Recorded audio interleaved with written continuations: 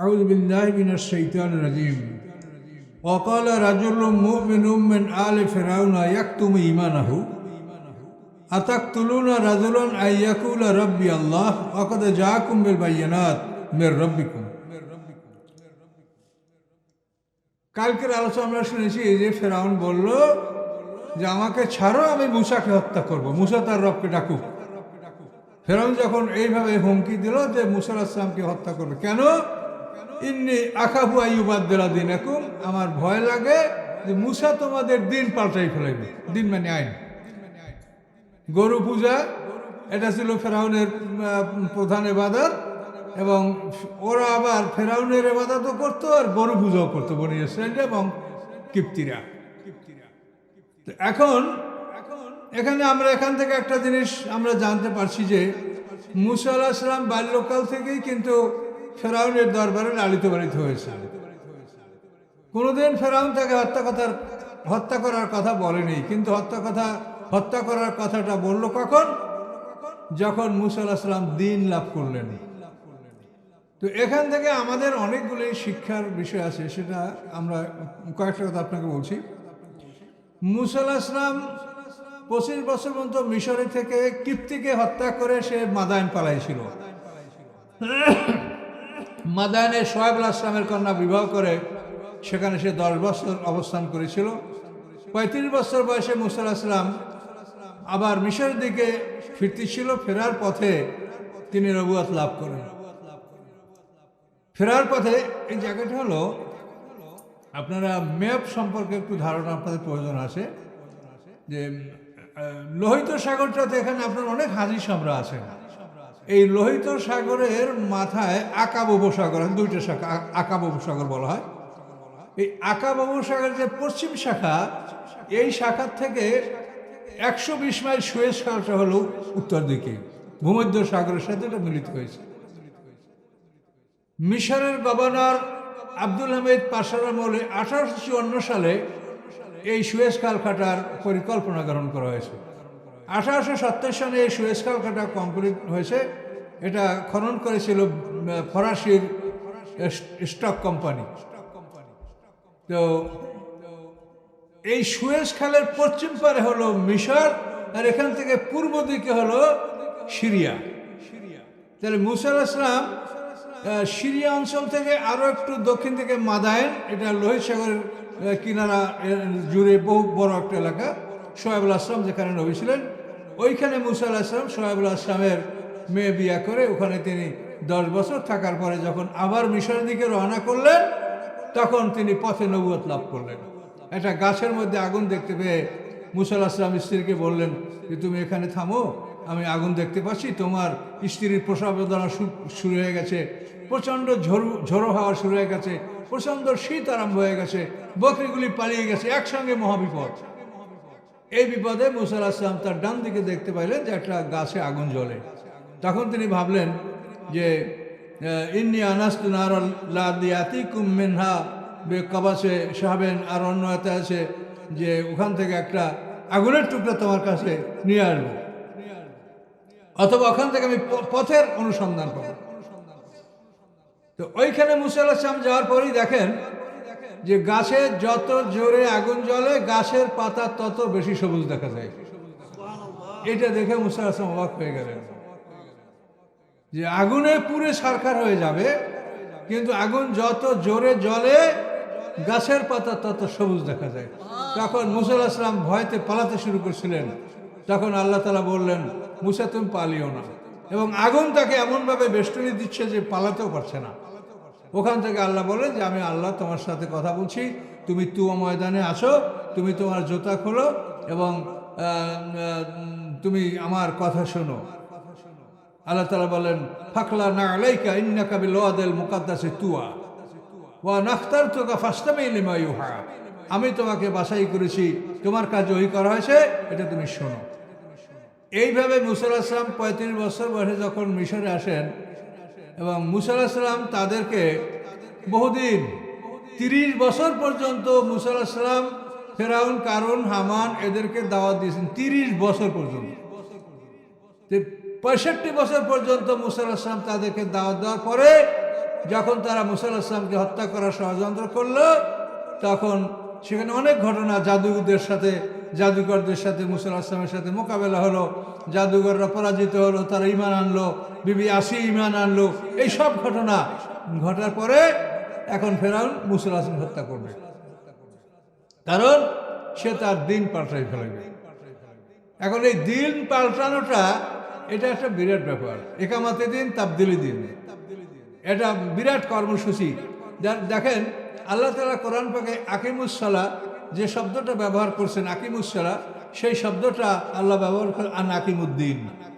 নামাজ কায়েম এবং দিন কায়েম, এই দুটা একই শব্দ দ্বারা কোরআনে আল্লাহ উল্লেখ করেছেন। খুবই গুরুত্বপূর্ণ কাজ, কিন্তু এই কাজটা করার পরিবেশটা আমাদের নাই। তার কারণ ওয়াক্ত না হলে নামাজ পড়া যাবে না। আপনারা এখন কেউ ফজরের নামাজ পড়তে পারবেন? ওয়াক্ত হয়নি, কাজে এই ওয়াক্ত হইতে হবে। এজন্য শর্ত হলো আপনার প্রথমে ইসলামী রাষ্ট্র হবে এবং মুসলমানদের সংখ্যা 3-1 হবে। এখন 3-1 যদি সংখ্যা না হয় তাহলে কি দিন কায়েম হবে না? এখানে কোরআনের অন্য একটা আয়াত আছে, সেখানে আল্লাহ বলছেন কাম্মেম ফিয়াতেন কালিলাতেন গালাবাত ফিয়াতান কাসীরাতাম বিইজনিল্লাহ। অনেক অনেক ছোট ছোট দল বড় বড় দলের উপরে আল্লাহর হুকুমে জয়যুক্ত হয়েছে, এই একটা কথা কোরআনে আছে এবং এটার বাস্তব প্রমাণও কোরআনে আছে। দাউদ আলাইহিস সালাম যখন জালুত বাদশাহকে হত্যা করছে, সূরা বাকারার মধ্যে আছে ওয়াকাতালা দাউদ ও জালুতা।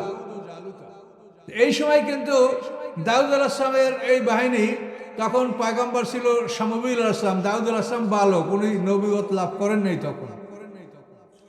দাউদ আলাইহিস সালামের পিতার নাম হচ্ছে ঈশা, তার 13 পুত্র ছিল, এর মধ্যে ছোট হলো দাউদ আলাইহিস সালাম। আর দাউদ আলাইহিস সালামের 19 পুত্র ছিল, তার মধ্যে ছোট হচ্ছে সুলাইমান আলাইহিস সালাম। তো ওখানেও দেখা যায় যে জালুত বাদশাকে ওয়াকাতালা দাউদ ও জালুতা, মাত্র 313 জন লোক জালুত বাদশার বিশাল বাহিনীকে পরাজিত করেছিল।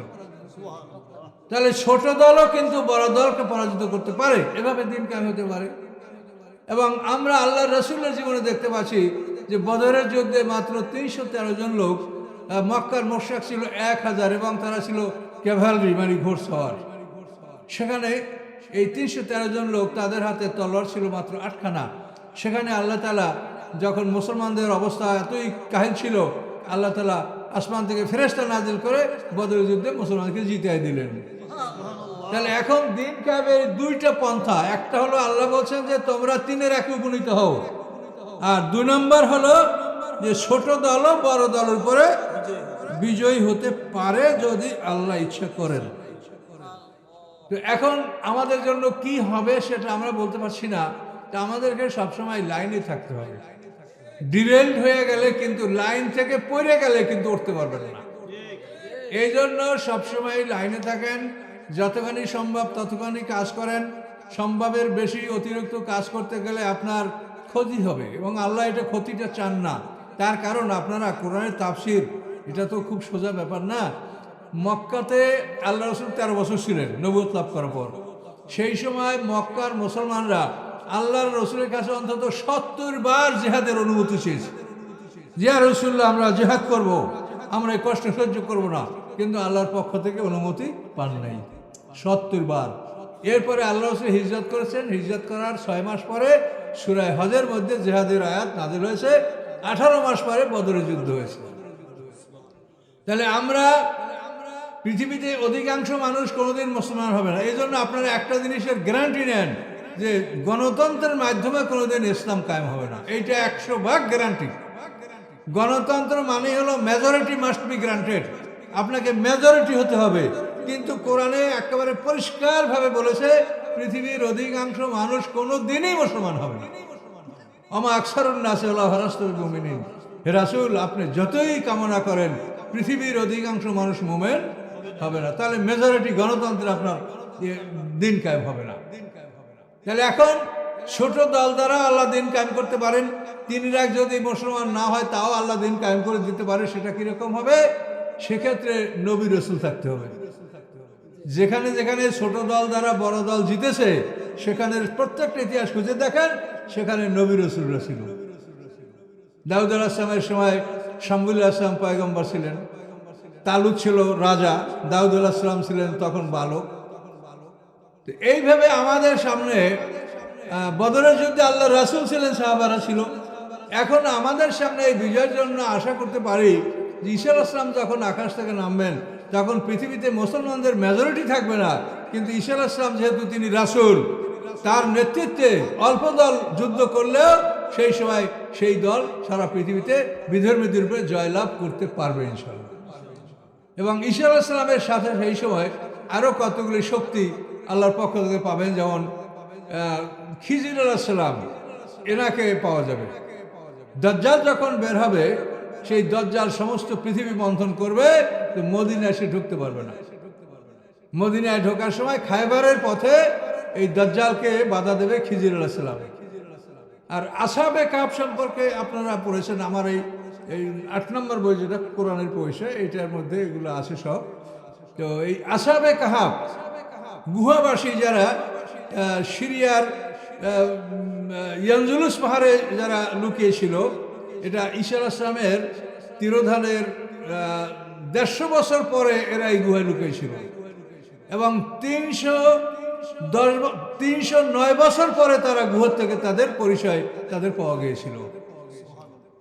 তাহলে ঈসা আলাইহিস সালামের তিরোধানের 150 বছর পরে এই গুহায় ঢুকছিল আসহাবে কাহফ।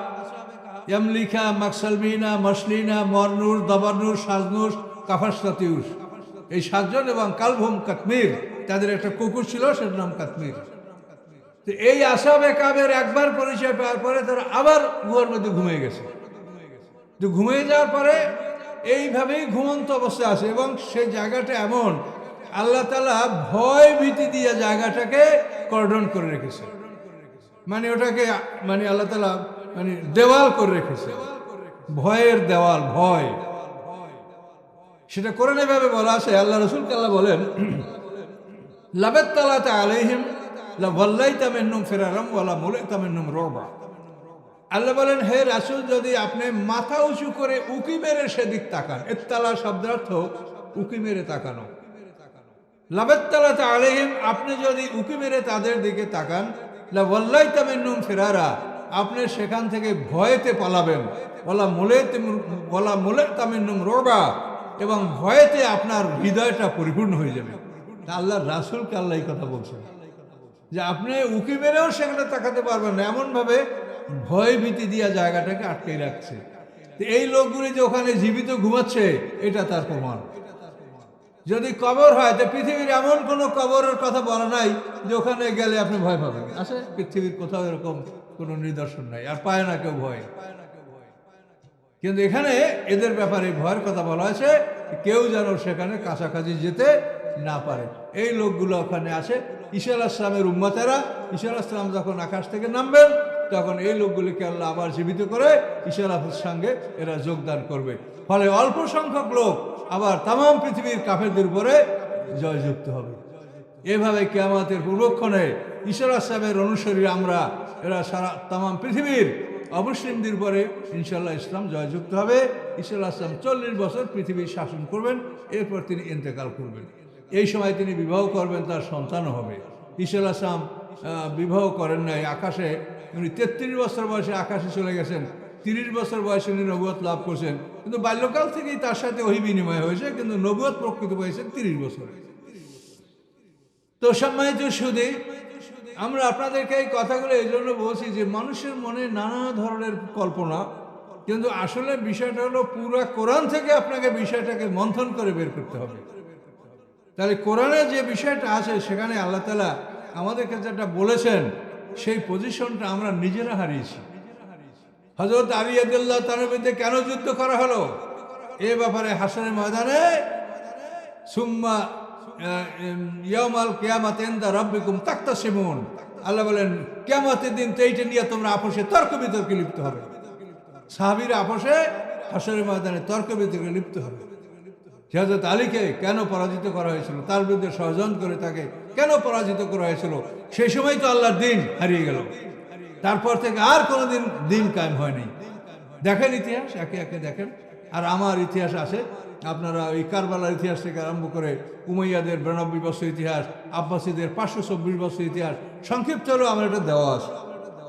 আমি কোরআনের তাফসীরটা শেষ হলে যদি পারি তো এগুলো আরও ব্যাপকভাবে ইনশাল্লাহ দিব। তো এখন যে আছে এগুলো আপনারা দেখেন, আপনারা মোটামুটি একটা চলার মতো আপনাদের জ্ঞান আপনারা পাবেন ইনশাল্লাহ। তো আসুন এখন আজকে যে আয়াতটা আমরা তেলাওয়াত করলাম, অকালা রাজুল মুমিনুন আলে ফেরাউন। ফেরাউন সম্প্রদায়ের এক মোমেন ব্যক্তি ফেরাউনকে বললে, খুব রাজদরবারের খুব মানে সম্মানিত এবং পদস্থ ব্যক্তি, ইয়াকতুমু ঈমানাহু, এই লোক যে ফেরাউনের বংশীয় লোক, তার নিকটতম আত্মীয় এবং বড় পদস্থ লোক, ঈমানটাকে সে লুকিয়ে রেখেছিল। এই লোক যে মোমেন এটা ফেরাউন জানতো না। এই লোকটা বলল, এর নাম শামুবিল বা হিজবিল, তার নাম যাই হোক, সে একজন মোমেন ব্যক্তি এবং এই ব্যক্তির কারণে এই সূরাটার নাম রাখা হয়েছে মোমেন। কথা বলছি, সূরাটার নাম কি? এটা একটা নাম মোমেন, আর একটা নাম হলো গাফের। গাফের হলো ক্ষমা প্রার্থনাকারী। এই সূরায় ফেরেশতারা মুসলমানদের জন্য ক্ষমা প্রার্থনা করে, এই জন্য এটার নাম গাফের। আবার এইটার মধ্যে এই মোমেন ব্যক্তির জন্য সূরাটার নাম সূরা মোমেন। কথা বুঝতে পারছেন? এখন এই ব্যক্তি ইয়াকতুমু ঈমানাহু, তার ঈমান সে লুকিয়ে রেখেছিল। সে ফেরাউনকে বলছে, আতাকতুল্লাহ রাজুলান, তুমি এমন একটা মানুষকে হত্যা করবে, আইয়াকুলা রব্বি আল্লাহ, যে বলে আমার রব আল্লাহ, যে বলে আমার রব আল্লাহ, এই ব্যক্তিকে তুমি হত্যা করবে? ফেরাউনের কাজ হলো এরকম মানুষকে হত্যা করা। অকাদ জাআকুম বিল বাইয়িনাত মির রাব্বিকুম, অথচ এই লোকটা তোমাদের রবের পক্ষ থেকে তোমাদের কাছে উজ্জ্বল প্রমাণ নিয়ে এসেছে। সেই প্রমাণের মোকাবেলা করতে তোমরা ব্যর্থ হয়েছো। তার লাঠি সাপ হয়, ঠেকাতে পেরেছ? মূসা আলাইহিস সালামের লাঠিটা যখন ছেড়ে দিত, তো হলুদ রঙের সাপ এবং বড় অজগর এবং গায়ে চুলগুলো বাইর হইত, এবং সেটা যখন দাঁড়াতো তখন 1 মাইল পর্যন্ত উপরে উঠে দাঁড়ায় যেতে পারত। এত বড় ভয়ঙ্কর সাপ। যখন হা করত তখন 80 গজ পর্যন্ত সে গ্রাস করতে পারত। এই জাদুর মোকাবিলার দিন এই ফেরাউনের সমস্ত জাদুকরদের সাপগুলা খাইয়া মূসা আলাইহিস সালামের সাপে, এরপর ফেরাউনকে হা করে যখন গেছে, তখন ফেরাউন গদি থেকে হাঁকা বাঁকা করে পড়ে গেছে এবং তার পাতলা পায়খানা শুরু হয়েছে। ফেরাউনের 400 বছরের মধ্যে কোনোদিন অসুখ হয় নাই, কিন্তু মূসা আলাইহিস সালামের জাদুর মোকাবেলা যেদিন মাঠে গেছিল, এদিন সাপে যখন হাঁ করছে তখন উপরে হাঁকা বাঁকা খাই আর পাতলা পায়খানা শুরু হয়েছিল সেদিন ফেরাউনের। কথা বুঝতে পারছেন? এই ভয়ঙ্কর সাপ। এই কথা আল্লাহ বলছেন যে অকাদ জাআকুম বিল বাইয়িনাতি মির রাব্বিকুম, যে মূসা আলাইহিস সালাম তোমাদের কাছে উজ্জ্বল প্রমাণ নিয়ে এসেছে। এই প্রমাণের মোকাবেলা তোমার জাদুকররা করতে পারে নাই, ফেরাউনও করতে পারে নাই। ওয়াইয়াকু কাযিবান ফাআলাইহি কিযবু, এখন ওই লোকটা দেখেন কত জ্ঞানী। সে যদি মিথ্যাবাদী হয় তো মিথ্যার পরিণাম তার উপরেই আসবে। ওই লোক বলে রব্বি আল্লাহ, এই কথা মিথ্যা হয় তো তার পরিণাম তার উপরে আসবে। ওয়াইয়াকু সাদেকান, আর যদি সে সত্যবাদী হয়ে থাকে, ইউসিবুকুম বাযুল্লাযী ইয়াদুকুম, তাহলে সে যা বলছে এর কিছু না কিছু শাস্তি তোমাদের উপরে আসবে। নবীরা যে শাস্তির কথা বলছে সেটা বলছে, মিথ্যাবাদী হইলে মিথ্যা তার উপরে পড়বে, আর যদি সত্য হয় তা সে যা বলছে এই শাস্তি কম বেশি তোমাদের উপরে নাযিল হবে। ইন্নাল্লাহ লা ইয়াহদি মান হুয়া মুসরিফুম কাযযাব, নিশ্চয়ই আল্লাহ তাআলা যারা মিথ্যাবাদী, যারা সীমা লঙ্ঘনকারী, তাদেরকে আল্লাহ তাআলা হেদায়েত দান করেন না। এই লোকটার কথা এখনো শেষ হয় নাই। ইয়া কওমে, এই লোকটা বলছে, হে আমার জাতি, লাকুমুল মুলকুল ইয়াওমা যাহিরিনা ফিল আরদি, আজকে তোমাদের ক্ষমতা, তোমরা ক্ষমতার মালিক, পৃথিবীতে তোমরা বিজয়ী, তোমরা ক্ষমতার মালিক, পৃথিবীতে তোমরা বিজয়ী। ফামাই ইয়ানসুরুনা মিন বাসিল্লাহি যায় না, কিন্তু বলো আমার উপরে যদি আল্লাহর শাস্তি আসে তাহলে আল্লাহর শাস্তি থেকে আমাকে কে সাহায্য করতে পারবে? তোমরা আজ পৃথিবীতে বিজয়ী, তোমাদের পৃথিবীতে ক্ষমতা আছে, তোমরা মূসাকে হত্যা করবে, অমুক করবে, জাদুঘরদেরকে হত্যা করেই ফেলেছ। কিন্তু মনে রাখো পৃথিবীতে আজকে তোমরা ক্ষমতাশালী, কিন্তু যখন তোমরা মৃত্যুবরণ করবে, অকুল্লুন আতিহি ইয়াউমাল কিয়ামাতে ফারদা, আল্লাহ বলেন সবাই, তাদের প্রত্যেকে আমার কাছে একা একই উপস্থিত হবে। ডানেও কেউ থাকবে না, বামেও না, সামনেও না, পিছনেও না, দলবলও না, কোনো বড় নেতাও না। আল্লাহ বলেন অকুল্লুন আতিহি ইয়াউমাল কিয়ামাতে ফারদা, আল্লাহ একা আমার কাছে আসবে, সবাই একা। কোনো কেউ আপনার সাথে থাকবে না। ভেবে দেখেন, আপনার একটা কেস হয়, মামলা হয়, বিপদ হয়, একটা সালিশি হয়, কোনো দিন দরবার হয়, সবসময় আপনি নিজের 2-4টা লোকজন নিয়ে সেখানে গেলে আপনার একটা মনোবল থাকে, কি ঠিক কিনা বলেন? কিন্তু আল্লাহ বলছেন অকুল্লুন আতিহি ইয়াউমাল কিয়ামাতে ফারদা, তারা প্রত্যেকেই আমার কাছে একা একে আসবে, একবারে সিঙ্গেল, কেউ থাকবে না। কাজেই তুমি রেডি হয়ে আসবে। কথা বুঝতে পারছেন? কাজেই দুনিয়া এখন আমাদের দলবল আছে, দলবল থাকুক, কিন্তু দলবল নিয়ে আপনি ভালো করেন। খারাপ কিছু করতে গেলে, খারাপ করলেই তার পরিণাম হয়। আল্লাহ তাআলা বলেন কলা ফেরাউন, এখন এই কথা ওই লোকটা যখন বললো, ইমানদার লোকটা, কলা ফেরাউন, তখন ফেরাউন বলে মা উরিকুম ইল্লা মা আরা, আমি যা বুঝি তাই তোমাদেরকে বলি। এই কথার জবাব দিতে পারছে, বলে কি আমি যা বুঝি তাই তোমাদেরকে বলি, ওমা হাদিকুম ইল্লা সাবিলার রাশাদ, আর তোমাদেরকে তো আমি ভালো পথ দেখাচ্ছি। ফেরাউন বলে আমি তোমাদেরকে ভালো পথ দেখাচ্ছি, গরু পূজা করবা, আমাকে রব বলে মানবা, এটা তো ভালো পথ। ফেরাউন বলে আমি তোমাকে ভালো পথ দেখাচ্ছি। অকল আল্লাযী আমানা, তখন ওই ব্যক্তি বলল যে ঈমান এনেছে, ইয়া কওমে ইন্নী আখাফু আলাইকুম মিসলা ইয়াউমিল হাযাব, হে আমার জাতি, আমি তোমাদের ভয় করতেছি মিসলা ইয়াউমিল হাযাব, পূর্ববর্তী দলগুলোর উপরে যে শাস্তি আসছিল সেই রকম শাস্তির দিনগুলির আমি ভয় করছি, যে ওই রকম শাস্তি তোমাদের উপরে আসতে পারে। তার সেই তো ফেরাউন 10,60,000 ভাই নিয়ে লোহিত সাগরে ডুবে যায় নাই, গেছে। মিসলা দাবে কওমে নূহ, যেমন ছিল পরিণতি বা অবস্থা নূহের জাতি, আদ জাতি, যে 7 রাত 8 দিন পর্যন্ত ঝড়ো হওয়া তাদেরকে আশ্রয় মেরেছে। সামুদ জাতি, যেখানে জিবরিল আমিন একটা চিৎকার করার ফলে সমস্ত মানুষের কলিজা ফেটে বের হয়ে গেছিল। তাই কত শক্তি রাখে জিবরিল আমিন, কলিজা ফেটে এমনভাবে রগ সহ হৃৎপিণ্ড, কলিজা, সাদা কলিজা সব এমনভাবে বের হয়ে গেছিল রগ সহ। আল্লাহ বলেন কান্নাম আজাজ নাকলে মুনকায়ের, যে উপরে যাওয়া খেজুর গাছ যদি ঝড়ে উল্টে পড়ে এবং তার শিকড়গুলি বিচ্ছিরি, ওই রকম উল্টে পড়া খেজুর গাছের মতো সেই লোকগুলোকে মনে হচ্ছিল, এমনভাবে মরে পড়েছিল। আল্লাযীনা মিন বা'দিহিম, এবং এই নূহ আলাইহিস সালাম, আদ, সামুদ, এদের পরে যারা আসে এদেরকে যেভাবে ধ্বংস করা হয়েছে আল্লাহ তাআলা সেদিকে ইশারা করছেন। ওমাল্লাহু ইউরিদু যুলমান লিল ইবাদ, আল্লাহ তাআলা তার বান্দার উপরে কখনো জুলুম করতে চান না। আল্লাহ একবার 10 বার 100বার বোঝানোর পরে যখন বোঝে না, তখন আল্লাহ তাদেরকে শাস্তি দিয়ে থাকেন। কাজে এই শাস্তি পৃথিবীর যুগে যুগে চলছে, কিয়ামত পর্যন্ত চলবে। এর থেকে আমরা কেউ নিরাপদ নই। যদি নিরাপদ মনে করা হয় তা সেটা হবে নিজের জ্ঞানের অভাব, ভুল, এটা হবে বোকামি। ইয়া কওমে ইন্নী আখাফু আলাইকুম ইয়াউমাত তানাদ, হে আমার জাতি, আমি তোমাদের ভয় করছি ইয়াউমাত তানাদ, ওই একটা দিনের, অর্থাৎ কিয়ামত, যেদিন একে অপরকে ডাকাডাকি করবে। অর্থাৎ যখন সিঙ্গার ফুৎকার শুরু হবে তখন একটা শোরগোল শুরু হয়ে যাবে। কি হলো রে, ওই রে, বাঁচারে, ডাকরে, রক্ষা করে, এইভাবে একটা তানাদ, মানে একটা শোরগোল শুরু হয়ে যাবে। কিছু সময় পরে শোরগোল বন্ধ হয়ে যাবে, আর কথা বলার কারো ক্ষমতা থাকবে না। কিন্তু যখন শুরু হবে তখন তানাদ মানে কি, একে অপরকে ডাক চিৎকার করবে, শোরগোল করবে। বিপদে পড়লে মানুষ কেউ কাছে আসে কি না আসে, বাঁচাও বাঁচাও করে চিৎকার করতে থাকে। আল্লাহ বলছে সেই আমার তানাদ, যেদিন তোমরা একে অপরকে চিৎকার করে ডাকতে থাকবে, সেই দিনের শাস্তির থেকে আমি তোমাদেরকে সতর্ক করছি, আমি ভয় করছি যে সেই দিন তোমরা মহাবিপদে পরিণত হবে, পতিত হবে।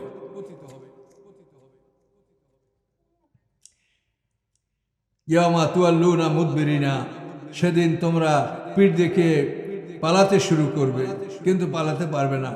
মা লাকুম মিনাল্লাহি মিন আসিম, সেদিন তোমাদের জন্য আল্লাহ হতে কোনো রক্ষাকারী তোমরা পাবে না। তোমরা পালাবার চেষ্টা করবে, পালাতে পারবে না। ফেরেশতারা পিটাইয়া মাঠের মাঝখানে নিয়ে আসবে। সিঙ্গার ফুৎকার যখন শুরু হবে তখন ইবলিস আকাশের সীমানা ভেদ করে পালাবার চেষ্টা করবে, কিন্তু ফেরেশতারা পিটাইয়া ওকে মাঠের মাঝখানে নিয়ে আসবে।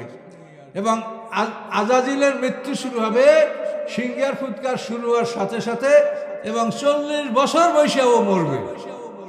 মানুষ মরতে কেউ 1 মিনিটে, 5 মিনিটে, আধ ঘন্টায় মরে, কিন্তু ইবলিস মরবে 40 বছর বয়সে। সিংহার ফুৎকার শুরু হবে, তখন আর মৃত্যু যন্ত্রণা শুরু হবে। সিংহার ফুৎকার শেষ হবে, তখন ইবলিসের মৃত্যু হবে। এর আগে তার মৃত্যু হবে না, তো বেশি আছে এখনো। তো আল্লাহ রাব্বুল আলামিন বলেন, আল্লাহতে তোমাদেরকে রক্ষা করবে এমন কেউ নাই। অমায়ুদ্দিল্লাহ ফামালাহু মিন হাদ, এবং আল্লাহ তাআলা যাকে বিপদগামী করে তাকে কেউ হেদায়েত দান করতে পারে না। তা আল্লাহ জন্মগতভাবে কাকে বিপদগামী করে সৃষ্টি করেন নাই। আল্লাহ তার পথ স্পষ্ট করে দিয়েছেন, পরিষ্কার করে দিয়েছে। এই কোরআন এটা আপনাদের জন্য যেমন খোলা, পৃথিবীর অন্য সকলের জন্য উন্মুক্ত। কি কারোর জন্য গোপন আছে কিছু? সকলের জন্য খোলা। এখন আপনি এই কোরআন দেখে পথে আসেন, আর একজন আসে না, এখন আল্লাহ কি করে অ্যারেস্ট করিয়ে ভেস্তে লই যাবে নাকি? তো ভেস্তে কি আল্লাহ তাআলা ফেরেশতারা অ্যারেস্ট করে নেবে? ভেস্তে যাওয়ার ইচ্ছা করতে হবে, তাকে নেবে। বিপদগামী করার একটা সময় আছে, সেই সময়ই করেন, তাকে কেউ পথ দেখাতে পারে না। এরপরে আল্লাহ বলেন, ওয়ালাকাদ জাআকুম ইউসুফ মিন কাবলু, তোমাদের কাছে ইতিপূর্বে ঈসু আলাইহিস সালাম আসছিলেন। বনী ইসরাঈলকে লক্ষ্য করে বলা হচ্ছে যে তোমাদের মাঝে ইতিপূর্বে ইউসুফ আলাইহিস সালাম এসেছিলেন। ইউসুফ আলাইহিস সালামের পিতার নাম হলো ইয়াকুব আলাইহিস সালাম। ইয়াকুব আলাইহিস সালামের পিতার নাম হলো ইসহাক আলাইহিস সালাম। ইসহাক আলাইহিস সালামের পিতার নাম হলো ইব্রাহিম আলাইহিস সালাম। তো আল্লাহ তাআলা বলেন যে ইতিপূর্বে তোমাদের কাছে ইউসুফ আলাইহিস সালাম এসেছিলেন বিল বায়িনাত, উজ্জ্বল প্রমাণ সহ। ফামা যালতুম ফি শাক্কিন মিম্মা জাআকুম বিহি, তো তোমরা সবসময় ইউসুফ আলাইহিস সালাম যা নিয়ে এসেছেন এই ব্যাপারে তোমরা সন্দেহের মধ্যে ছিলে। কিন্তু হাত্তা ইজা হালাকা, এরপর যখন ইউসুফ আলাইহিস সালাম যখন মৃত্যুবরণ করলেন, কুলতুম, তোমরা বলতে শুরু করলে, লা ইয়াবআসু মিন বাদি রাসূলা, ইউসুফ আলাইহিস সালামের পরে আল্লাহ তাআলা কোনো রসুল পাঠান নাই। এটা বনী ইসরাঈলরা দাবি করতেছিল। তো আল্লাহ বলেন, এটা কেমন করে কথা তোমরা বললা যে ইউসুফ আলাইহিস সালামের পরে কোনো আল্লাহ কাউকে রসুল পাঠান নাই? কেমন করে বললা? ইউসুফ আলাইহিস সালামের পরেই তো মূসা আলাইহিস সালাম আসছে। মূসা ইবনে ইমরান ইবনে ইয়াসার ইবনে কায়েস ইবনে লাবি, এই যে লাবি 5 পুরুষ উপরে, এই লাবি আর ইউসুফ আলাইহিস সালাম হলো মানে 17 ভাই। ইউসুফ আলাইহিস সালাম বেনিয়ামিন এরা 2 ভাই, ইহুদাবিরা 10 ভাই। তাহলে ওরা বলে ইউসুফ আলাইহিস সালামের পরে কোনো নবী আসে নাই। তা আল্লাহ বলেন, তোমাদের পরে যে মূসা আলাইহিস সালাম কোথা থেকে আসলো? তো ইউসুফ আলাইহিস সালামের 5 পুরুষ পরে প্রথম রাসূল মূসা আলাইহিস সালাম।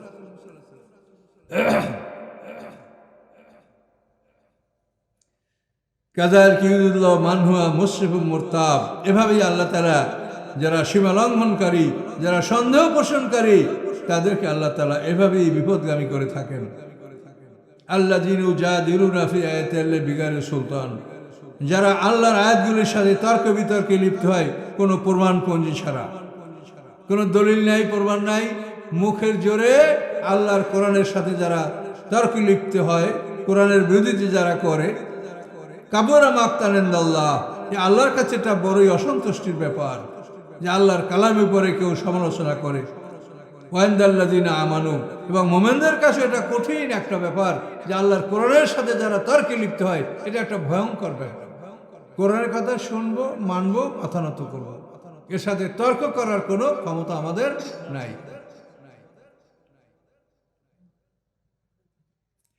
কাযালিকা ইয়াতবাল্লু আলা কুল্লি কালবিন মুতাকাব্বিরিন জাব্বার, এভাবেই আল্লাহ তাআলা সকল অহংকারী,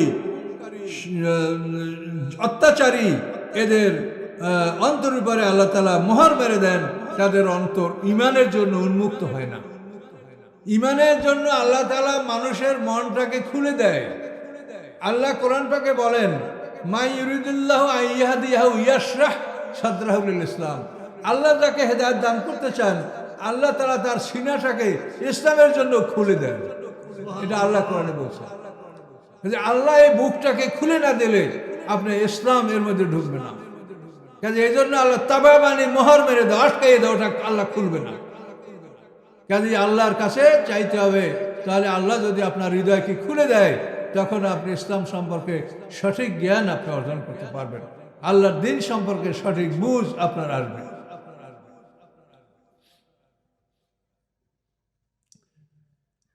এখন ফেরাউনের সাথে তো এই কথাগুলো ওই ইমানদার ব্যক্তি বলল। ফেরাউন কি বলে এখন দেখেন, অকালা ফেরাউন বলল, ইয়া হামান, হামান হল তার উজির, ফেরাউন কিন্তু মানুষ নষ্ট হয় তার বন্ধুর জন্য। ফেরাউনকে যখন মুসা আলাইহিস সালাম, হারুন আলাইহিস সালাম বুঝালেন যে তুমি যদি আল্লাহর প্রতি ঈমান আনো, তোমার ক্ষতিটা কোথায়? তুমি রাজা আছো, মরণ পর্যন্ত তুমি রাজা থাকবে। নবী রসুলদের ইমানের জন্য কোনো ভোট আছে? নবী রসুল যতদিন বেঁচে থাকবে ততদিন তারা নবী রসুল। কোনো ভোটের মাধ্যমে তাদের তো পরিবর্তনের সম্ভাবনা নাই, আছে? খোলাফায়ে রাশিদিন যারা করিবেছেন মরণ পর্যন্ত দায়িত্ব পালন করবে। এখন ফেরাউনকে বুঝালো মুসা আলাইহিস সালাম, হারুন আলাইহিস সালাম যে তুমি যদি ঈমান আনো, মৃত্যু পর্যন্ত তুমি রাজা থাকবে, তোমার রাজত্ব যাবে না। মরার পরে তুমি এসে বড় বাদশাহী পাবে, সোনার বাড়িঘর পাবে, কুমারী স্ত্রী পাবে, অনন্তকাল যৌবন পাবে। এইসব বুঝানোর পরে ফেরাউন দেখে তো এটা ক্ষতি কি? আমি যদি এদিকে রাজাও থাকি আর মরার পর যদি আবার আমি রাজত্ব পাই, তো আমার অসুবিধা কোথায়? তো ফেরাউন বলে যে হ্যাঁ, তোমাদের কথা তো ভালোই মনে হচ্ছে, তো আমি এটা গ্রহণ করব। তো আমি তো আমার উজির হামানের কাছে কিছু না জিজ্ঞাসা করি না, আমি একটু হামানের কাছে পরামর্শ করে নিই। এখন হামান আসছে, হামানের কাছে ফেরাউনের কথাটা বললো যে আমি ঈমান আনলে, মুসার উপর ঈমান আনলে দুনিয়া তো আমি রাজা থাকবো, মরার পরও আমি রাজা হব, তাহলে আমি যদি ঈমান আনি তো ক্ষতিটা কোথায়? তো হামান বলে এটা আপনার ব্যাপার, আপনার জ্ঞান আছে, আপনার বুদ্ধি আছে, আপনি বোঝেন। এখন আপনি সবাই রব, সবাই আপনাকে সেজদা করে, এখন এই রবগুরি ছেড়ে যদি আপনি গোলাম হইতে চান সেটা আপনার ব্যাপার। কি কথাটা কেমন? তখন ফেরাউন ক্ষিপ্ত, হ্যাঁ আমি রব, আমি গোলাম হব, আমি গোলাম হব না। এই কিন্তু ফেরাউনের ঈমান আনা এখানেই শেষ হয়ে গেল। কিন্তু ফেরাউন কিন্তু বুঝেছিল বিষয়টা, কথা বুঝতে পারছেন? এই জন্য আপনার বন্ধুকে এটা আপনাকে জানতে হবে। কোরআনে একাধিক ঘটনা আছে যে বন্ধুর কারণে মানুষ বিপদগামী হয়েছে। উকবা বিন আবী মুঈতের ঘটনা কোরআনে স্পষ্ট আছে যে উকবা বিন আবী মুঈত এই আঙ্গুলগুলা হাসরের ময়দানে চিবিয়ে চিবিয়ে গুঁড়া গুঁড়া করবে যে আমি রাসূলের সাথে সম্পর্ক স্থাপন করেছিলাম, আমার বন্ধু উবাই ইবনে খালদ তার পরামর্শ অনুযায়ী আমি মুহাম্মদ সাল্লাল্লাহু আলাইহি ওয়াসাল্লামের বিরোধিতা করেছি, দিন ত্যাগ করেছি। আফসোস যদি ওই লোকটা আমার বন্ধু না হতো। বিশাল ঘটনা আছে সেখানে, উকবা বিন আবী মুঈতের ঘটনা। তো এভাবে ফেরাউন ঈমান আনতেছিল, কিন্তু হামান এটা নষ্ট করে দিল। এরপরে কি হলো? অকালা ফেরাউন, ফেরাউন বলল ইয়া হামান উবনুলি সরহা, আমার জন্য টাওয়ার নির্মাণ করো, টাওয়ার, অট্টালিকা, টাওয়ার, বড় লম্বা অট্টালিকা। লাল্লি আবলুগা আসবাবা সামা, আমি এই টাওয়ারের মাধ্যমে আকাশের পথ অনুসন্ধান করব, আমি আকাশে উঠে যাব। হ্যাঁ, আসবাবা সামাওয়াতে, আকাশের রাস্তা আমি ধরবো।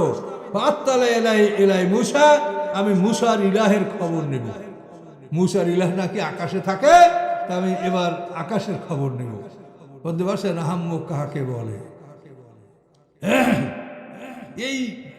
এই আহাম্মকরাই কিন্তু পৃথিবীর বড় বড় বাদশাহ। আহাম্মক ও যখন লোহিত সাগরের পারে গেছে, মুসা আলাইহিস সালাম আল্লাহর হুকুমে 12টা রাস্তা করে দিল, লোহিত সাগরে রাস্তা পারে মুসা উঠে গেল।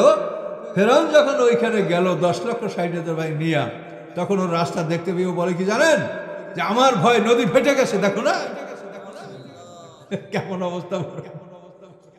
কেমন আহাম্মক বলেন, একটু চিন্তা করলো না যে তুই কোথায় নামতেছ, আমার ভয় নদী ফেটে গেছে। বোকা। ঈমান যাদের নাই, আসমানি কিতাবের জ্ঞান যাদের নাই, তারা আসলে চরম বোকা। আল্লাহ এদেরকে উম্মি বলছে। আসমানি কিতাবের জ্ঞান যাদের নাই, তারা যত ডক্টরের ডিগ্রির মালিক হোক, আল্লাহ বলছে এগুলা উম্মি, এর কোনো জ্ঞান নাই। আসলে সত্য, আসলেই সত্য। আপনি একটা মানুষের যদি জীবন সম্পর্কে না বলতে, আপনি বলেন একজন ডক্টরকে যে আপনার জীবনের পরিচয়টা দেন তো, তো বলতে পারবে আমি অমুকের ছেলে অমুক, মায়ের নাম অমুক, অমুক জায়গায় জন্মগ্রহণ করছি, এই এছাড়া পরিচয় দিতে পারবে না। কিন্তু এটা তো মানুষের পরিচয় না। মানুষের পরিচয় হলো যে আমার 2টা মৃত্যু, 2টা জন্ম, 2টা বারজাক, এগুলো হলো মানুষের পরিচয়। এবং আমি এই প্রথম জীবনের পরে দ্বিতীয় জীবনে কিভাবে আমি ঢুকবো, পর্দার আড়ালে জগতে ঢুকবো, সেখানে কেমন থাকবো, তারপর দ্বিতীয় জীবন, এটা হলো মানুষের প্রকৃত পরিচয়। কিন্তু একজন লোক ডক্টর হয়ে এই পরিচয়টা সে দিতে পারবে না। কাজে এই জন্য আসমানি কিতাবের জ্ঞান যাদের নাই, তাদেরকে আল্লাহ বলেন উম্মি, তারা নির্বোধ, নিরক্ষর।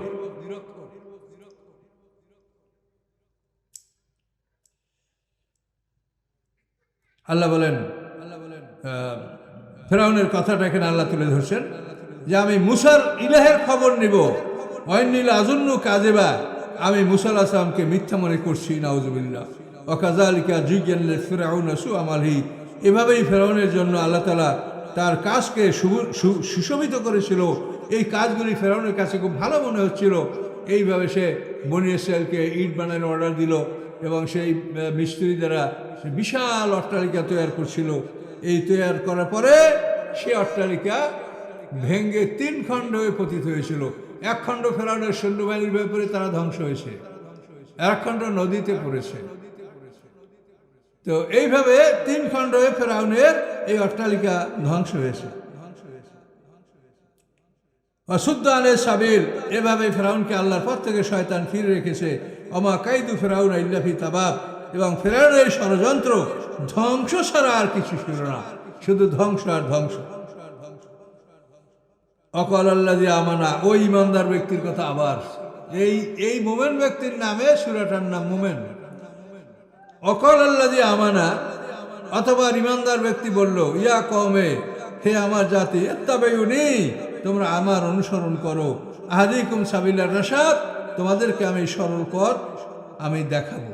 ইয়া কওমে, হে আমার জাতি, ইন্নামা হাযিদ দুনিয়া মাতা, এই যে দুনিয়ার জীবন, এটা সামান্য সময়ের জন্য ভোগ বিলাস, এটা সামান্য সময়ের জন্য ভোগ বিলাস। ওয়াইন্নাল আখিরাতা হিয়া দারুল কারার, এবং পরকাল হচ্ছে তোমাদের জন্য চিরস্থায়ী বাসস্থান। দুনিয়ায় আপনি 62.5 বছর বাঁচলে 1.5 ঘন্টা, হিসাব নিজে করেন। পরকালের একটা দিন 1000 বছরের সমান।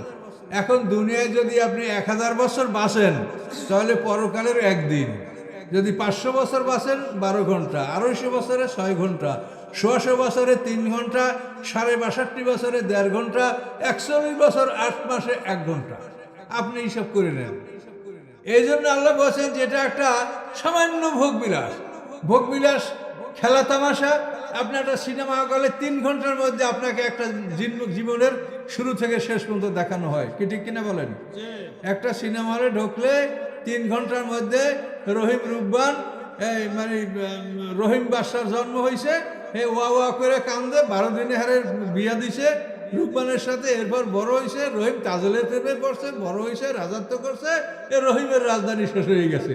কিন্তু ঘড়িতে চাকাই দেখেন 6টায় ঢুকছেন, 9টায় বাইর হয়েছেন, কি ঠিক কিনা? কিন্তু ওখানে দেখলেন কিন্তু একটা জীবনের শুরু হতে শেখ। এই জন্য আল্লাহ বলেন এই দুনিয়াটা পরকালের তুলনায় একটা সিনেমা হল বা একটা নাটকের মঞ্চের মতো। যে নাটকের মঞ্চ তোমরা যখন 3 ঘন্টার মধ্যে ঢোকো বাইর হয়ে আসো, এটা এরকম একটা জায়গা। আর পরকাল হচ্ছে তোমাদের প্রকৃত ঠিকানা। এইটা যদি মানুষ বোঝে, এই পৃথিবীতে মানুষ জুলুম অত্যাচার করে না, পৃথিবীতে মানুষ অন্যায়ভাবে সম্পদ উপার্জন করে না, মানুষ আল্লাহর পথে সম্পদ ব্যয় করতে শেখে, পরকালকে বোঝে, কি ঠিক কিনা বলেন? কাজে এই জিনিসগুলো আপনারা বুঝবেন। এই জন্যই এই কষ্ট করে গভীর রাত্রে আপনারা কোরআনের কথা শুনছেন।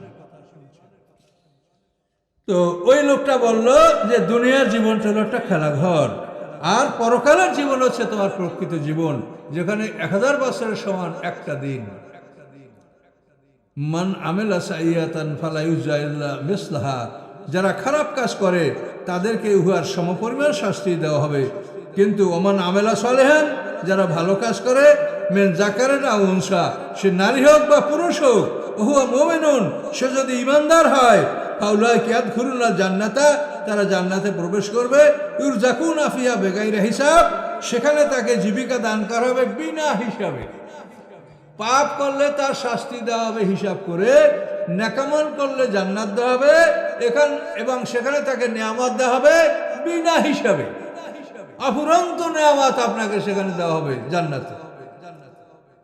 এই জন্য আল্লাহ তাআলা, আল্লাহ সত্য বলেন, কোরআন সত্য। এই কোরআনের সাথে পৃথিবীর কোনো শক্তি মোকাবেলা করতে পারে নাই। আরবরা, আল্লাহ কি বলছেন? প্রথম বলছে জিন ইনসান একত্রিত হয়ে তোমরা কোরআনের মতো একখানা কোরআন রচনা করো। আল্লাহ বললেন লাবিস্তামাল তিল জিন্নু ওয়াল ইনসু আলা আইয়াতু বিমিসলি হাযাল কোরআনে লা ইয়াতুনা বিমিসলিহি ওয়ালাউ কানা বাযুম লিবাযুন যহিরা। কুল লাবিস্তামাল জিন্নু ওয়াল ইনস, আপনি বলেন সারা পৃথিবীর জিন ইনসান যদি একত্রিত হয়ে যায়, একে অপরকে সহযোগী করে কোরআনের মতো একখানা কোরআন রচনা করতে, পারবে না। তাহলে কোরআন আল্লাহর বাণী, আল্লাহ সত্য বলে, কোরআনের সব কথা সত্য, ভালো কাজ করলে তারা জান্নাত পাবে। এরপরে আল্লাহ বলছেন ফাতুবি আশারি সুয়ারের মিসলি, যে মোহাম্মদ সাল্লাল্লাহু আলাইহি ওয়াসাল্লাম কোরআন রচনা করে থাকে, তোমরা 10টা সূরা রচনা করো, পারে নাই। তারপরে আল্লাহ বলছেন ফাতুবি সূরাতুম মিন মিসলি, একটা ছোট্ট সূরার মতো সূরা রচনা করো। ইন্না আতাইনাকাল কাউসার, এই সূরা লটকে দাও, এই সূরার মতো একটা সূরা রচনা করো, পারলো না। শেষ পর্যন্ত তারা বলতে বাধ্য হলো লাইসা হাযা কালামুল বাশার। এই ছোট্ট সূরাটা লটকে দেওয়ার পরে আরবের মুশরিকরা ঘাবড়ে গেল যে এই কাউসারের মতো একটা সূরা আমরা রচনা করতে পারবো না, তাহলে মোহাম্মদ সাল্লাল্লাহু আলাইহি ওয়াসাল্লাম তো বড় বড় সূরা 200-300 আয়াতের সূরা, 300 আয়াতের সূরা, এত বড় সূরা বলে, সেটা কেমন কথা হবে? তখন ভণ্ড নবী দাবিদার যে মুসাইলামা কাজ্জাব, ভণ্ড নবী দাবিদার কয়টা লোক ছিল? 4টা লোক। মুসাইলামা কাজ্জাব, আসওয়াদে উনাসি, তলহিয়া আসাদি, সাজা নামী এক মহিলা, এক মহিলাও নবীওয়াতের দাবিদার ছিল, ভণ্ড নবী। এই ভণ্ড নবী মহিলা, এর সাথে আবার বিয়ে হয়েছিল ভণ্ড নবীর সর্দার মুসাইলামা কাজ্জাবের সাথে। বুঝতে পারছেন? পুরুষ নবী আর মহিলা নবী বিয়া, তো বিয়া হয়েছিল। আর এখন মুসাইলামা কাজ্জাব ওই মহিলার মহারণা দেয় নেই। এখন ওই মহিলার আত্মীয় স্বজন বলে, এই তোমার স্বামী নবী, নবী মেনে তো রাজা বাদশাহ, তোমার মহারণা দিবে না? তুমি মহারণা। এখন ওই মহিলা যখন মহারণা চাই স্বামীর কাছে, দেখো আমার তো টাকা পয়সা না, আমি মহারণা দিতে পারবো না, বল লোকে আমার নিন্দা দিচ্ছে। তখনও বলে যে শোনো, আমি তো নবী, তা আমি তোমার জন্য ফজর আর এশার নামাজ মাফ করে দিলাম, আমি মহারণা দিতে পারবো না। কথা বুঝতে পারছেন? তো এই হলো ভণ্ড নবীদের কারবার। আসওয়াদ উনাসি এসেছিল ইয়ামানে, একে তো ফিরোজ দাইলামি নামক এক সাহাবী তাকে হত্যা করেছে। আর তলিয়া আসাদি এই লোকটা পরে তওবা করেছিল, মুসলমান হয়ে গেছিল। আর ওই মহিলাও পরে মুসলমান হয়েছিল। আর মুসাইলামা কাজ্জাব ইয়ামামার যুদ্ধে তাকে হত্যা করা হয়েছে। তাকে হত্যা করছিল কে? ওয়াহশী রাদিয়াল্লাহু তাআলা, যিনি হামজাকে শহীদ করেছিলেন। ওই সাহাবী ইমানদার হয়ে উনি এই ইয়ামামার যুদ্ধে মুসাইলামা কাজ্জাবকে হত্যা করেছেন। তাহলে কোরআনের সব কথা সত্য। কাজেই ভালো কাজ করলে আপনারা জান্নাত পাবেন। আলেম ওলামাদের কথা শুনে আপনারা দান খয়রাত করেন, এটা ঠিকই করছেন, এটা বিফলে যাবে না। কতগুলো জিনিস বুঝতে ভুল হয় মানুষের। এই নাবালেগ বাচ্চারা যে কোরআন হাদিস পড়ে, রোজা নামাজ পড়ে, ওদের গলায় কোনো আমলনামা নাই। আমলনামা লটকানো হবে বালেগ হইলে। বালেগ না হওয়া পর্যন্ত ছোট বাচ্চারা যত নেকামল করে, এটা আল্লাহ তাআলা তার বাপ মায়ের আমলে লেখাই দেন।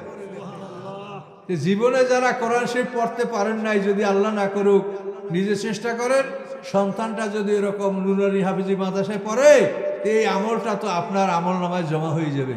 কত বড় নেয়ামত! কাজে এটা তারা বোঝে না, তারা এটার বিরোধিতা করে। আর শয়তান তো আছেই। শয়তান কি চলে গেছে আপনাদের গ্রাম থেকে? আসে না? আছে, তাহলে সে তো চেষ্টা করবেই যে মাদ্রাসা যেন না হয়। কে? কাজে এটা আপনাকে বুঝতে হবে যে আমাদের গ্রাম থেকে শয়তান চলে যায়নি, আছে। কাজেই সে এরকম খারাপ পরামর্শ দিবে। কাজে এই জন্য আপনারা এই পৃথিবীর বুকে আল্লাহ তাআলা দেখেন তার দিন আল্লাহ বাঁচিয়ে রাখবে। এখন আমরা দেখি যেখানে আমাদের জাতীয় সম্পদের মাধ্যমে যে শিক্ষা ব্যবস্থাগুলি আসে, সেগুলির মাধ্যমে ধর্ম কি টিকবে কি টিকবে না সেটা আপনাদের বিবেচনা, আপনারা পুরো দেখেন। কিন্তু তারপরেও কিন্তু এই যে ছোট ছোট প্রতিষ্ঠানগুলি গজাই উঠতেছে সব গ্রামে গ্রামে, এই প্রতিষ্ঠানগুলি, এগুলির মাধ্যমেই দেখবেন আল্লাহর দিনকে আল্লাহ জ্বালাইয়ে রাখবে, পিট করে জ্বলতে থাকবে, নিববে না। সকলে বলেন সুবহানাল্লাহ। কাজে এইসব প্রতিষ্ঠান মনোযোগ সহ করেন, অলসতা সহ করেন না, মনোযোগ সহকারে করেন এবং নিজের ছেলে মেয়ে নাতি পোতাপুতি যে আছে নাবালেগ অবস্থায় ঢুকান, লাভ পাবেন বৈশে বৈশে বোনাস। ওরা বালেগ হওয়ার পূর্বক্ষণ পর্যন্ত এই বোনাস আপনার আমলনামায় জমা হতে থাকবে, এতে কোনো সন্দেহ নাই। এখন এখানে আপনি যে কথাগুলো কোরআন থেকে শুনলেন, দেখেন কোরআনের কথা এত সুন্দর যে মানুষ এই কোরআনের কথা শুনলে তাদের কোনোদিন পেটই ভরে না। আমরা যেখানে নিয়মিত খুতবা দেই, সেখানে দূর দূরান্ত থেকে মানুষ সেই মসজিদে আসে। তো এখানে আল্লাহ তাআলা ওই মোমেন ব্যক্তির কথাগুলি উল্লেখ করলেন যে মান আমেলা সাইয়াতান ফালা ইউজা ইল্লা মিসলাহা, যদি কেউ খারাপ কাজ করে তো এই খারাপ কাজের সমপরিমাণ প্রতিদান আল্লাহ দিয়ে থাকেন। অমান আমেলা সালেহান, আর যে নেকামল করে সে নারী হোক পুরুষ হোক, সে যদি মোমেন হয় তাহলে তারা জান্নাতে প্রবেশ করবে এবং সেখানে তাদেরকে অফুরন্ত রিজিক দেওয়া হবে। পুরুষরা জান্নাতে হুর পাবে, মহিলারা কি পাবে এ নিয়ে অনেক সময় মহিলাদের মনে চিন্তা থাকে। মহিলাদের স্বামী যদি জান্নাতি হয় তো সে নিজ স্বামীর সাথে জান্নাতে বসবাস করবে। এবং পৃথিবীর বুকে যেরকম স্বামীর একাধিক স্ত্রী হলে মহিলাদের একটা বিদ্বেষ হিংসা সৃষ্টি হয়, আল্লাহ কোরআন পাকে বলেন জান্নাতে যারা যাবে তাদের অন্তরে হিংসা বিদ্বেষ থাকবে না, তারা সবাই বন্ধুত্ব সুলভ একসঙ্গে বসবাস করবে এবং কারো মনে কষ্ট থাকবে না। স্বামীর যত স্ত্রী হোক, স্ত্রীরা যত, কারো মনে কোনো কষ্ট থাকবে না। এক কথায় বলবে, কোন নারীর যদি স্বামী জাহান্নামী হয়, যেমন ফেরাউন জাহান্নামী না? তার স্ত্রী বিবি আসিয়া, এ তো বনি ইসরাইলদের নবী বংশের কন্যা বিবি আসিয়া বিনতে মাজাহিম, এই বিবি আসিয়া জান্নাতি। আল্লাহ তাআলা বিবি আসিয়ার সাথে জান্নাতে আমাদের রাসূলের সাথে বিয়ে দিয়ে দিবেন। জান্নাতে মরিয়াম, ঈসা আলাইহিস সালামের মা, এই মরিয়ামের সাথে আমাদের রাসূলের সাথে আল্লাহ বিবাহ দিয়ে দিবেন জান্নাতে। আর একজন মহিলা হলো মুসা আলাইহিস সালামের বোন, যে মুসা আলাইহিস সালামকে যখন ফেরাউনের দরবারে দুধ খাওয়ানোর জন্য খোঁজা হচ্ছিল, ওই যে বোন মায়ের খবর নিয়ে আসছিল, এই বোনের সাথে আমাদের রাসূলের সাথে বিয়ে হবে। এটা হাদিস আছে কাসাসের, কোরআন শরীফের কাসাসের তাফসিরে এই হাদিসগুলো আসছে। তাহলে এখানে আমরা দেখতে পাচ্ছি যে নারীর স্বামী যদি জান্নাতি না হয় তাহলে ওই নারী যদি জান্নাতি হয় তাকে জান্নাতের সুপুরুষের সাথে বিবাহ দিয়ে দেওয়া হবে। কোনো নারীর একাধিক স্বামী জান্নাতি যদি হয়, যে ওই নারীর প্রথম স্বামী ছিল সেও জান্নাতি, ওই স্বামী যুদ্ধে শহীদ হয়েছে, তারপর তাকে আরেকজন সাহাবীরা বিয়ে করছে এবং আল্লাহ রসুলের জীবনে উম্মে সালমা, এই উম্মে সালমার স্বামী উহুদের যুদ্ধে জখম হইয়া পরে শাহাদাত বরণ করছে, তার স্বামী জান্নাতি। এই উম্মে সালমাকে আল্লাহ রাসূল বিয়ে করছে। তো এভাবে কোনো মহিলার একাধিক স্বামী যদি জান্নাতি হয়, ওই মহিলা তার শেষ স্বামীর সাথে জান্নাতে বসবাস করবে। এটা আইন করে দেওয়া আছে, এটা ওইখানে যায় কোনো চিন্তা ভাবনার কারণ না, এটা আইন করে দেওয়া আছে। কোনো মহিলার একাধিক স্বামী জান্নাতি হলে সে শেষ স্বামীর সাথে জান্নাতে বসবাস করবে। কোনো স্ত্রী, কোনো মহিলা যদি মনে করে যে আমার এই দুনিয়ায় যে স্বামী, এই স্বামীর সাথে আমি জান্নাতে যাব, তো তার জন্য দ্বিতীয় স্বামী গ্রহণ করা ঠিক হবে না। যার জন্য আল্লাহ রসুলের স্ত্রীরা, আয়েশা সিদ্দিকা মোটামুটি অন্তত 21 বছর বয়সে আল্লাহ রসুলকে হারিয়েছেন, তারপর তিনি 47 বছর পর্যন্ত কুমারী জীবন যাপন করছে। আয়েশা সিদ্দিকা অন্য স্বামী গ্রহণ করা আল্লাহ নিষেধ করেছে নবী পত্নীদেরকে, যে নবী পত্নীরা যেন অন্য কোনো স্বামী গ্রহণ না করে, যেহেতু এরা তার রাসূলের সাথে তারা জান্নাতি হবে। কারণ এই সমস্ত আইন কেন আপনারা বুঝে নেন, কারো মনে কোনো কষ্ট থাকবে না, নারীদের মনে কোনো দুঃখ কষ্ট থাকবে না। জান্নাতে গেলে তারা সম্পূর্ণ মনের শাস্তি তারা পাবে। এবং তাফসিরে বলা আছে দুনিয়ার নারীরা যারা জান্নাতে যাবে তারা জান্নাতের হুরদের চাইতে সুন্দরী হবে। কি এক আশ্চর্য খবর! দুনিয়ার যে সমস্ত নারীরা জান্নাতি হবে তারা জান্নাতের হুরদের চাইতে সুন্দরী হবে এবং স্বামী তাদেরকে বেশি ভালোবাসবে। ইয়া কওমে, ওই লোকটার কথা এখনো শেষ হয়নি, মুমিন ব্যক্তি। ইয়া কওমে মালি আদুকুম ইলান নাজাত, হে আমার জাতি, কি হলো আমার যে আমি তোমাদেরকে মুক্তির দিকে ডাকছি, ও তাদুনানি ইলান নার, আর তোমরা আমাকে আগুনের দিকে ডাকছো। কি লোকটা বলে আমি তোমাদেরকে মুক্তির দিকে ডাকছি আর তোমরা আমাকে আগুনের দিকে ডাকছো। আপনার এক বন্ধু বলে চল অমুক জায়গায় আজকে যাত্রা গান আছে, সার্কাস আছে, সেখানে যাব। আর আরেক বন্ধু বলে না চল অমুক জায়গায় মাহফিল আছে, মাহফিলে যাব। কি এই তো বন্ধুদের অবস্থা পৃথিবীতে। তো ওই লোকটা বলে যে আমি তোমাদেরকে মুক্তির জন্য আহ্বান করছি আর তোমরা আমাকে আগুনের দিকে ডাকছো।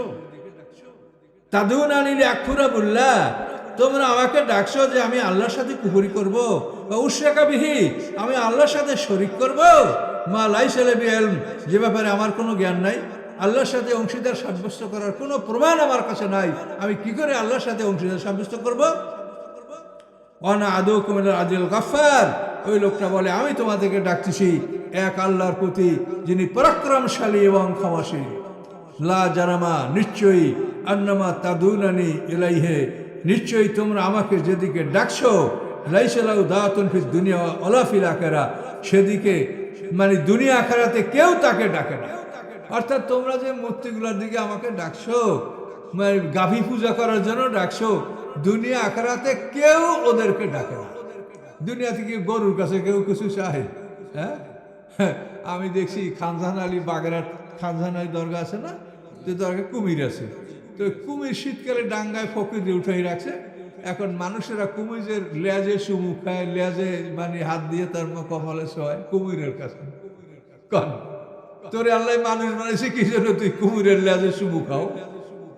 এটা হলো মানুষের যে বোকামি, শয়তান মানুষকে কোথায় নিয়ে যায় দেখেন। মানুষ আশরাফুল মখলুকাত, ফেরেশতারা তোর জন্য দোয়া করে আর তুই কুমিরের লেজে চুমু খাও। দেখেন তো অবস্থা কি। এতে কোরআনে শুনলেন না যে ফেরেশতারা মানুষের জন্য আল্লাহর কাছে দোয়া চায়, ক্ষমা প্রার্থনা করে? সেই মানুষ যদি একটা গরুকে পূজা করে, একটা গাছকে পূজা করে, তাহলে কেমন ব্যাপার হয় বলেন তো? কত বড় এটা নির্বোধের পরিচয়। কাজে এগুলি লক্ষ্য রাখতে হবে। ওই লোকটা বলে যে আল্লাহ পরাক্রমশালী এবং ক্ষমাশীল, আমি সেই আল্লাহর দিকে তোমাদেরকে ডাকছি। আজিজ এবং গাফফার এই দুটো শব্দ পাশাপাশি বলার অর্থ হলো যে অনেকে গায়ে বল নাই, প্রতিশোধ নিতে পারে না, এই জন্য ক্ষমা করে দেয়। কি আছে না, এর সাথে আমি পারবো না, কি করবো, যা আল্লাহ আমি ক্ষমা করে দিলাম, এই তো ক্ষমা আছে না। আর আল্লাহ বলেন আজিজ, আমি মহা ক্ষমতার মালিক, মহাশক্তির মালিক, তারপরে আমি গফফার, তারপর আমি ক্ষমা করি। আমি ক্ষমা এই জন্য করি না যে আমার প্রতিশোধ নেওয়ার ক্ষমতা নাই। কি বলছেন কথাটা? এই জন্য আজিজ গফফার এই কথাটা আল্লাহ উল্লেখ করছেন। মানে কোরআনের প্রত্যেকটা ভাষায়, ভঙ্গিতে, ছন্দে জ্ঞান নিহিত রয়েছে যে আমি দুর্বলতার কারণে তোমাকে ক্ষমা করছি না, আমার ক্ষমতা আছে প্রতিশোধ নেওয়ার পরে, তারপরও আমি ক্ষমাশীল, এই জন্য আমি ক্ষমা করছি। আজিজুল গফফার। লা জানামা আন্নামা তাদুনানি ইলাইহি, নিশ্চয়ই তোমরা আমাকে যেদিকে ডাকছো, লাইসা লাহু দাওয়াতুন ফিদ দুনিয়া ওয়ালা ফিল আখিরা, দুনিয়া আখিরাতে কেউ তাকে ডাকে না। ওয়ান্না মারাদ্দানার আল্লাহ, এবং নিশ্চয়ই আমাদের প্রত্যাবর্তন আল্লাহর কাছে। ওয়ান্নাল মুসরিফিনা হুম আসহাবুন নার, এবং সীমা লঙ্ঘনকারীরা অবশ্যই জাহান্নামের অধিবাসী হবে। ফাসা তাযকুরুনা মা আকুল লাকুম, অচিরেই তোমরা আমার কথাগুলো স্মরণ করবে। আমি যে কথাগুলো তোমাদেরকে বললাম, তোমরা এখন স্মরণ না করলে অচিরেই তোমরা আমার এই কথাগুলা স্মরণ করবে। ওয়াফাবিদু আমরি আল্লাহ, এবং আমার কাজকর্ম আমি আল্লাহর উপরে ন্যস্ত করলাম। ইন্নাল্লাহ বাসীরুম বিল ইবাদ, আল্লাহ তাআলা তার বান্দার সম্পর্কে সম্পূর্ণ দর্শক। এই যে দোয়াটা মোমেন ব্যক্তির, এটা আপনারা সবাই মুখস্থ করেন। ওয়াফাবিদু আমরি ইলাল্লাহ ইন্নাল্লাহ বাসীরুম বিল ইবাদ, যে আমার কাজকর্ম আমি আল্লাহর উপরে ন্যস্ত করলাম। আপনি যেটা করতে চান, যা আপনার করার, এটা আপনি আল্লাহর উপরে ন্যস্ত করেন। আল্লাহ সব কিছু দেখেন। তাহলে আপনি একটা গ্যারান্টি পাবেন যে আমাকে যদি করতে দেয় তাও আল্লাহ ভালোর জন্য করতে দিছে, আর করতে দেয় নাই তো আল্লাহ তাআলাই এটার জন্য কল্যাণ অকল্যাণ বোঝেন। আপনার মনে কষ্ট থাকবে না। কি কথা বলতে পারছেন? আল্লাহর দায়িত্বে সেরে দেন। আমরি ইলাল্লাহ, আমার কাজ আমি আল্লাহর উপরে ন্যস্ত করলাম। আল্লাহ তাআলা তার বান্দাদের সম্পর্কে সম্পূর্ণ দর্শক। এই দোয়াটা মনে থাকবে না? এই সূরা মুমিন থেকে এটা বাইর করে নিয়ে দেখে নেবেন। এটা হলো 44 নম্বর আয়াত। ওয়াফাবিদু আমরি ইলাল্লাহ ইন্নাল্লাহা বাসীরুম বিল ইবাদ। ফাওয়াকাল্লাহু সাইয়্যাতি মা মাকারু, এরপরে আল্লাহ তাআলা তাকে যে হত্যা করার ষড়যন্ত্র করেছিল ফেরাউন সম্প্রদায়, এই ষড়যন্ত্র থেকে আল্লাহ তাআলা তাকে রক্ষা করলেন, তার চেষ্টা করছিল। তাই আল্লাহ বলেন ওয়াকাহুল্লাহু সাইয়্যাতি মা মাকারু, তারা যে ষড়যন্ত্র করেছিল, এই ষড়যন্ত্র থেকে আল্লাহ তাআলা এই লোকটাকে রক্ষা করেছেন। ওয়াহাকাবে আলে ফেরাউন সুল আযাব, এবং ফেরাউন সম্প্রদায়কে আল্লাহ তাআলা নিকৃষ্ট শাস্তি দ্বারা তাদেরকে আল্লাহ পাকড়াও করেছেন। এই ফেরাউন সম্প্রদায় 10,60,000 বাহিনী যখন লোহিত সাগরের মাঝ বরাবর তারা পৌঁছে গেছিল, তখন দুই দিকের পানি, যেটা পাহাড়ের মতো স্তূপ হয়েছিল পানি, সে পানিগুলি কলকল করে ডাক দিয়ে আইসে 10,60,000 বাহিনী সব পানিতে গিলে ফেলল। পানি সমান হয়ে গেল। যখন এইভাবে ফেরাউন ডুবে যাচ্ছিল, তখন ফেরাউন আল্লাহর কাছে ঈমান আনছিল। ফেরাউন বলছিল আমানতু আন্নাহু লা ইলাহা ইল্লাল্লাযী আমানাত বিহি বানু ইসরাঈল ওয়া আনা মিনাল মুসলিমিন। এই হলো ফেরাউনের ঈমান। ফেরাউন বলছে আমি ঈমান আনতেছি, নিশ্চয়ই ওই আল্লাহ ছাড়া কোনো মাবুদ নাই। বনি ইসরাইল যে আল্লাহর উপর ঈমান আনছে, সে আল্লাহ ছাড়া কোনো মাবুদ নেই, আমি মুসলমানদের একজন। এইভাবে ফেরাউন স্পষ্টভাবে ঈমান লয়। তখন তাফসীরের ভাষা দাসা জিবরাইল, জিবরাইল এক মুষ্টি কাদা তুলে আর মুখ চেপে ধরছে কাদা দিয়া, এখন ও করতেছে। আল্লাহ বলে, এই জিবরাইল তুমি ওর মুখটা চেপে ধরলা কেন? তো জিবরাইল বলে, আল্লাহ আপনি রহমান রহিম, আপনার বড় দয়া, যদি বারবার বলে আমান্ত আমান্ত, আপনি কবুল করেন, আমি ওকে আর বলতে দিব না। তুমি এরকম কেন, ওর সাথে এত শত্রুতা কেন? তখন জিবরাইল বলে যে জাদুকরদের সাথে যখন মুসা আলাইহিস সালামের মোকাবেলা হচ্ছিল, সেই দিন ফেরাউন বলছিল আনা রব্বুকুমুল আলা, আমি তোমাদের সবচাইতে বড় রব। ও বাবা, জিবরাইল বলে, আমি সেই দিন ক্ষিপ্ত হয়ে গেছি, বেয়াদব, তুই সবচাইতে বড় রব হলি কেমনে? তোর রবগিরি আমি দেখে দেবো। তুই বলে বড় রব, তা তুই ও করছো কেন? এভাবে জিবরাইল আমি মুখ চেপে আর বলতে পারে নাই। আল্লাহ বললেন, আল্লাহ এই বেটা, এখন এখন এত সময় পার হয়ে গেল তোর জীবনে, মুসা আলাইহিস সালাম 30 বছর পর্যন্ত তোকে এত বুঝাবার চেষ্টা করলো, তুই গ্রহণ করলি না, তুই হামানের কথা মতো তুই কাফের থাকলি, এখন এখন তুই ঈমান আনবি? জেনে রাখেন, অনেকে মৌয়াতের সময় কলমা পড়ে, এই মৌয়াতের সময় কলমা পড়ার কোনো মূল্য নাই। আজকেও আমাকে মোবাইল পড়ছে, হুজুর অমুকে রোজা নামাজ তো কম করছে, কিন্তু মরার সময় কলমা পড়িয়ে মারা গেছে। মরার পরে কলমা পড়িয়ে মারা গেলে কোনো লাভ নাই। কথা বোঝেন? অনেকে আবার দোয়া করে, আল্লাহ মৌয়াতের সময় যেন মুখে কলমা জারি হয়, এ দোয়া ঠিক না। তার কারণ মৌয়াতের সময় কলেমা জারি হলে কোনো লাভ হবে না, এটা পরিষ্কার কোরআনে বলা আছে। এখন আপনি মানেন আপনার লাভ না। মৌয়াতের সময় কলেমা জারি হলে কোনো লাভ হবে না, এটা আল্লাহ স্পষ্ট বলেছেন। মৌয়াতের সময় সবাই ঈমান আনে। কাফেররা বলে রব্বের জীবনে আল্লাহ প্রাণ ফিরিয়ে দেন। মুমিনে ফাসেকে বলে লাউলা আখারতানি লা আজালান করিব, আমার একটু সময় দেন, ফাসাদ্দাকা ওয়া কুমিনা সালিহিন। কিন্তু আল্লাহ বলেন ওয়ালা ইউআখিরুল্লাহু নাফসান ইযা জাআ আজালুহা, মৃত্যু আসলে আর কাউকে আর সময় দেওয়া হবে না। মৃত্যুর সময় সবাই ঈমান আনবে। এই জন্য মৃত্যুর নাম ইয়াকিন।